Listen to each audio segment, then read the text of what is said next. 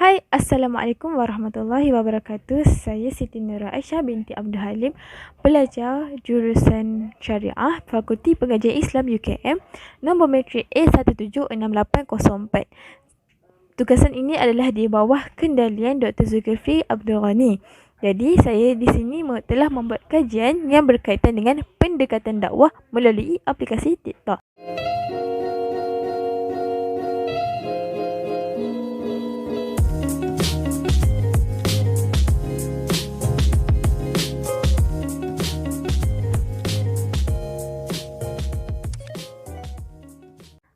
TikTok ni macam media sosial lain lah kan. Ada orang yang berdakwah tapi kan mestilah boleh kan berdakwah dekat TikTok.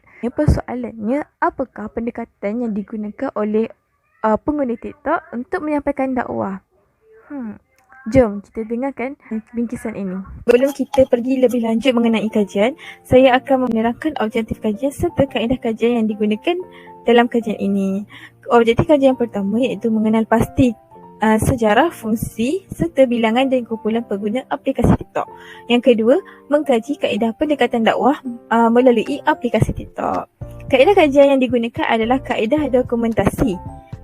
Saya sebagai pengkaji menggunakan platform internet untuk mencari maklumat yang berkaitan dengan TikTok, serta saya juga merujuk kajian-kajian lepas yang berkaitan dengan dakwah di TikTok. Seterusnya, saya akan pergi kepada pengenalan. Seperti yang kita tahu, dunia sekarang semakin cepat berkembang teknologinya, dan antara perkembangan yang kita tahu melalui aplikasi yang terdapat di dalam telefon pintar. Perkara yang membuatkan saya ingin mengkaji iaitu berkenaan dengan pendekatan TikTok adalah telah tular sebuah video seorang remaja yang berdakwah di aplikasi TikTok dengan hanya membuat video saja. Video yang macam tunjuk-tunjuk kertas. Video tu adalah untuk mengajak kumpulan LGBT untuk kembali ke pakai jalan. Dari situ, daripada video tersebut, ramai yang memberikan respon yang positif, dan daripada situlah kita dapat lihat bahawa penggunaan TikTok ni bukan sahaja terhenti kepada berjoget dan menari, tetapi orang semakin bijak dan pandai menggunakannya dengan sebaik mungkin dan memberikan manfaat kepada orang lain juga. Jadi, apakah pendekatan yang digunakan oleh pengguna TikTok untuk berdakwah? Jom kita lihat. Baiklah, hasil kajian objektif yang pertama. Okey, kita lihat kepada sejarah serta fungsi aplikasi TikTok. TikTok ni telah ditubuhkan oleh seorang warga negara China iaitu Zheng Yiming. Zheng Yiming ni dia mempunyai sebuah syarikat internet di China, dan aplikasi TikTok ni sebenarnya adalah cabang daripada aplikasi Douyin.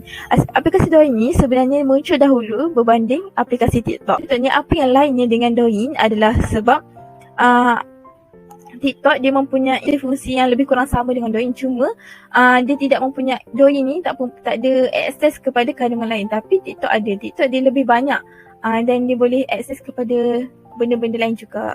Jadi itu hasillah aplikasi TikTok yang sekarang ni. Seterusnya, apakah fungsi TikTok? TikTok adalah untuk merakam video pendek dengan memasukkan ciri-ciri yang menarik. Kita pengguna media sosial, mesti kita nampak aplikasi banyak video-video daripada TikTok yang di forward, yang di-sharekan ke aplikasi lain. Kita nampak video yang ditayangkan cantik lah, macam menarik untuk dilihat. Dan dekat TikTok juga, apa yang membuat orang ramai suka adalah sebab dia mempunyai alat penyuntingan video yang orang rasa macam senang lah rakam video kat situ dan sunting video kat situ. So dia tak ambil masa yang sangat lama untuk kita hasilkan satu video TikTok. Seterusnya kita pergi kepada masih lagi dalam objektif pertama, iaitu mengenal pasti bilangan dan kumpulan pengguna aplikasi TikTok. Di dunia seramai 800 juta pengguna aktif seluruh dunia tahu, dan 150 juta daripadanya adalah daripada pengguna TikTok daripada negara China sendiri. Dan pengguna ASEAN yang tertinggi adalah daripada Cambodia, iaitu Kemboja, Jepun, Indonesia, Thailand, Vietnam dan juga Malaysia, negara kita sendiri. Dan di Malaysia, pengguna wanita adalah lebih ramai berbanding lelaki, iaitu sebanyak 58% pengguna wanita dan 42% pengguna lelaki. Dan statistik ini adalah pada tahun 2018. daripada saya ambil ni daripada laman web Silver Mouse. Dia menceritakan banyak mengenai TikTok di situ.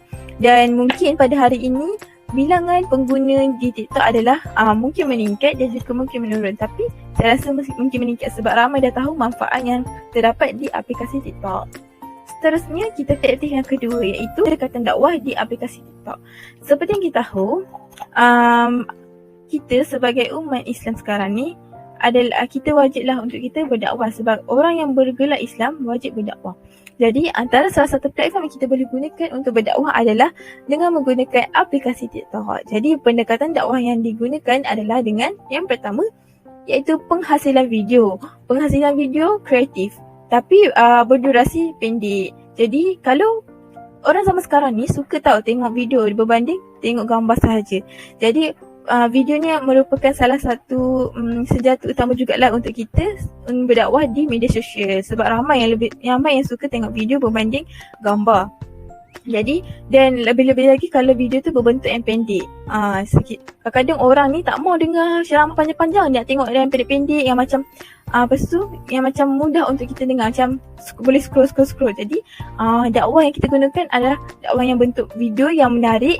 So, kita boleh edit dengan pelbagai ciri-ciri yang diberikan dekat TikTok tu dan kita boleh letaklah kita boleh jadikan dia pendek supaya orang tak boring nak dengar.